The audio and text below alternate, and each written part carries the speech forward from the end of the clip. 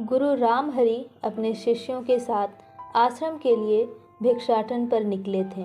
वह अपने गुरुकुल में भोजन की व्यवस्था भिक्षा मांग कर ही किया करते थे। जब वह एक गांव से दूसरे गांव की ओर जा रहे थे, रास्ते में खेत खलियान मिलने लगे।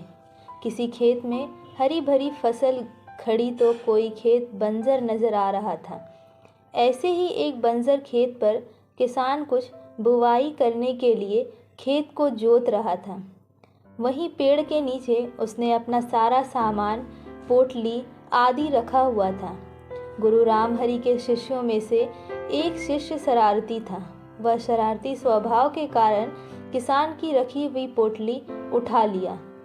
गुरु रामहरि को जब ज्ञात हुआ कि उसके शिष्य ने कुछ शरारत किया है, गुरु ने अपने शिष्य से कहा, पुत्र, इस प्रकार तुम उस गरीब किसान की पोटली चुरा कर उसे कष्ट दे रहे हो। यह कार्य तुम्हें शोभा नहीं देता। तुम उस किसान को दुखी करके अपने ईश्वर को दुखी करोगे। तुम्हें जो पैसे भिक्षा में मिले हैं, उसे ले जाकर उसी स्थान पर पोटली सहित रख दो और फिर किसान का भाव देखो। शिष्य ने ऐसा ही किया। वह पोटली और पोटली के नीचे भिक्षा में मिले हुए पैसे रख आता है। गरीब किसान काफ़ी दिनों से परेशान था। उसके घर में उसकी माता की तबीयत खराब थी। दवाई के लिए कुछ प्रबंध नहीं हो पा रहा था। जब किसान खेत का काम निपटा कर बैठा और उसने अपनी पोटली उठाकर देखी तो उसके नीचे कुछ पैसे थे। उसने इधर उधर देखा किंतु कोई नज़र नहीं आया।